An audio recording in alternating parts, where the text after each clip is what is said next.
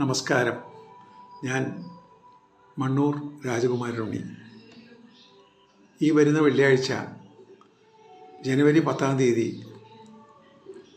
വൈകുന്നേരം 4:30 സാഹിത്യ അക്കാദമി ഓഡിറ്റോറിയത്തിൽ വെച്ചിട്ട്